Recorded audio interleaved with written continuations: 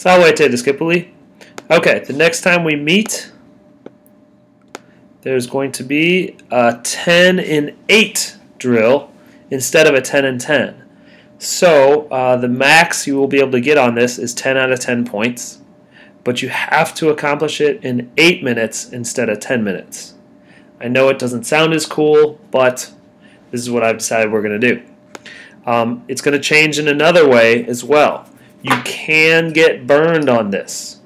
Okay, so ultimately for everyone, this is going to be worth 5 points. So if you only get 4 correct out of 5, you get a 4 out of 5. If you only get 3 correct, you get a 3 out of 5. Okay? But if you get 5 perfect, you get a 5 out of 5. If you can manage 10 total perfect, you get a 10 out of 10. Okay, so that's going to be pretty hard, obviously, but something to shoot for. One other way this has changed will make it easier, actually.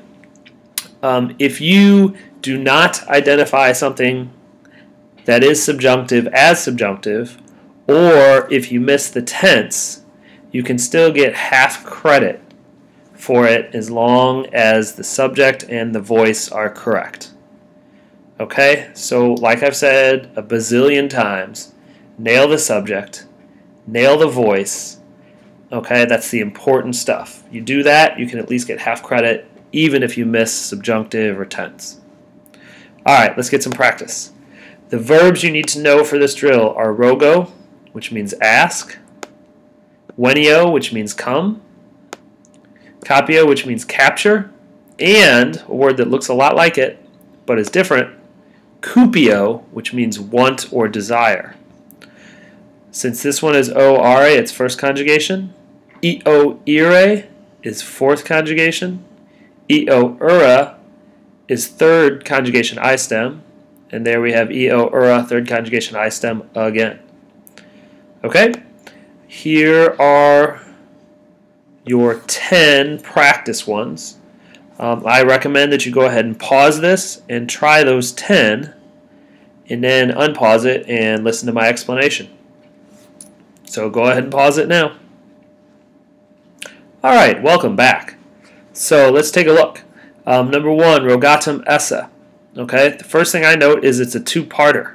So it's almost always going to be passive. There's only one exception, and we'll see one of those later. When I look at the ending on esse, I have no idea what the subject is. There's a good reason for that. This is an infinitive. It has no subject yet. Okay? So this ends up being the perfect passive infinitive, the fourth part, plus the form esse.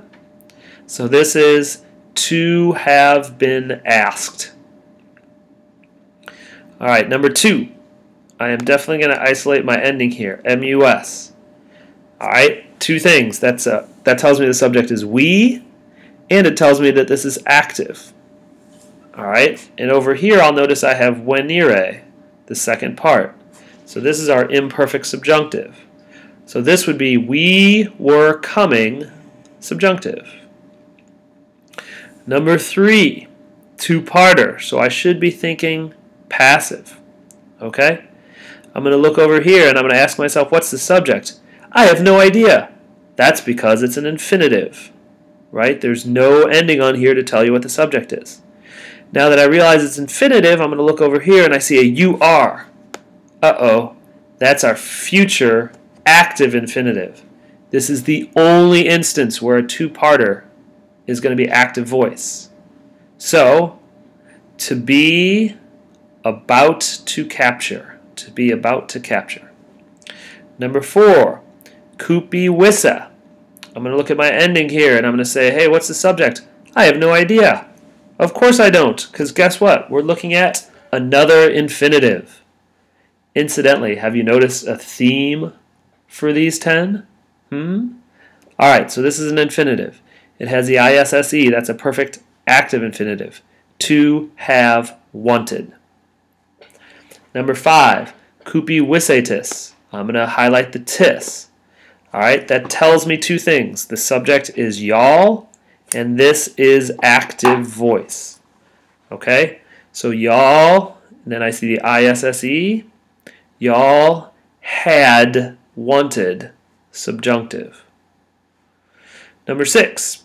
I'm going to look here and I'm going to be like, I'm not entirely sure what the subject is, but I see a TE here. That TE is almost always going to mean this is a command. It's an imperative. So venite means come. Number 7, I'm going to highlight the ending NTUR. I'm going to know two things from that. The subject is they and it's passive. Nothing else over here tells me anything interesting. So guess what? It's present tense. They are being captured. Number 8, I'm going to highlight the ending T. That tells me two things. The subject is he, she, or it, and it's active. I'm going to look over here. I see an IA. I remember that this was fourth conjugation. We beat a liar friar. That IA tells me it's subjunctive. So, she is coming, subjunctive. Number 9, I'm going to highlight the M ending. The M ending on a verb. I know what that means. That tells me the subject is I and that this is active voice. All right? I'm going to notice the fact that we have rogawa, all right, from the third principal part, and then we had the eram eraserat. This is a pluperfect. I had asked. And finally, number 10, I'm going to notice there's an RI ending here. That RI ending, okay, is usually an indicator of a passive infinitive, a present passive infinitive. So this one right here means to be asked. Okay, those are just some practice. Notice I gave you a bunch of different infinitives, a perfect passive, a future active, a perfect active, a present passive. So I gave you a lot of infinitives, so obviously on this 10 and 8, there will be a few infinitives, so keep those in mind. Also remember the most important thing to do is nail your subject and your voice. Alright, that is all. Waleta, Discipuli.